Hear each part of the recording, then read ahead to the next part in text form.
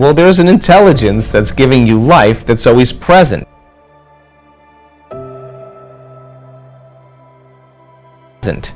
And many people don't take the time to connect to it by being present.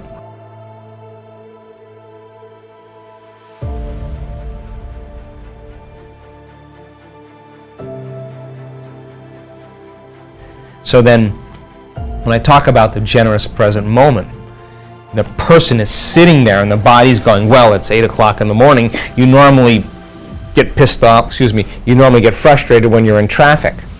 And we're on a schedule here and, well, you're not in traffic, you're sitting with your eyes closed. The body goes, well, let's just get a little irritated, right? And you make that person become aware that that feeling of irritation is the body craving that addictive emotion, and you settle the body back down into the present moment, and you unfold back into possibility. Every time you do that, you're reconditioning the body to a new mind, and you're telling it it's no longer the mind, you're the mind. And now your will is getting greater than the program. And the body says, well, it's 11 o'clock. This is normally when you check emails and judge everybody that sends you an email. And now you're sitting there, the body's looking to judge. And then all of a sudden you get images in your brain of your ex or your coworker or whatever. And all of a sudden you realize that that emotion is connected to them. You settle the body back down into the present moment. You lower the volume to that emotion. And when you do that, you take your attention off that person or thing, and now you're breaking your energetic bond with everyone and everything in your life. Now you're calling energy back to you. Now that is available energy to heal. That's available energy for you to design a new destiny. And when that energy comes back, it's chaotic energy.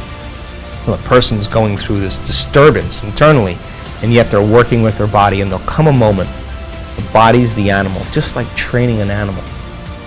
Sooner or later it's going to surrender to the mind, and when it does, there's a liberation of energy.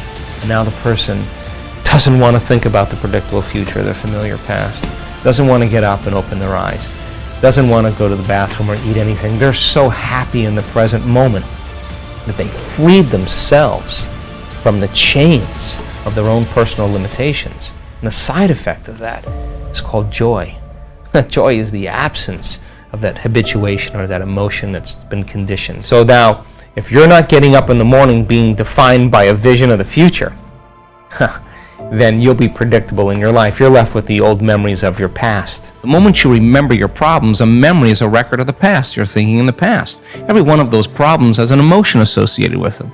So all of a sudden you start feeling unhappy, you start feeling bitter, you start feeling frustrated. So now your body's in the past. So then most people then create a state of being that's connected to their past. And if they're in the familiar past, then they are going to crave the predictable future, and they're going to fall back into routine. Now think about this. When I talk about being present, I'm saying that once you fall into the generous present moment, according to the quantum model of reality, all possibilities exist in the eternal now.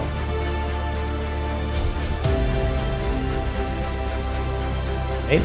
So if where you place your attention is where you place your energy, and all of your attention is in the present moment, you got a lot of energy in the present moment. Can you believe in a future that you can't see or experience with your senses yet, but you've thought about enough times in your mind that your brain is literally changed to look like the event has already occurred? The latest research in neuroscience says you can change your brain from living in the past to living in the future.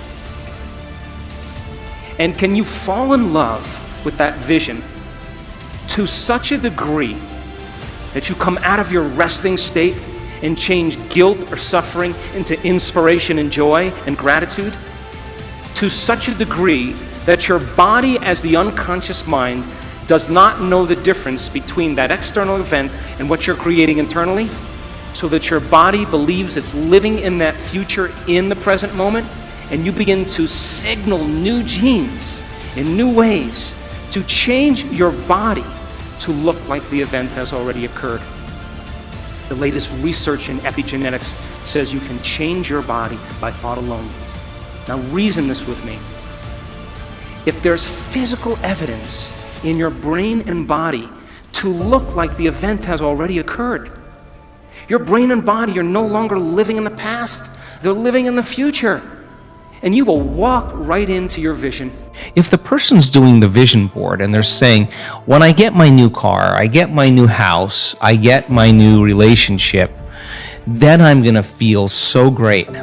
Well, then they're back to the program, waiting for it to happen, for them to feel the emotion. They're believing their outer world has to change in order for them to feel better. If you're waiting, you're not creating, you're in separation again. There's no effect of drawing the experience to you with that way. So the person has to use those tools to get them into the emotional state for them to feel like it's already happened.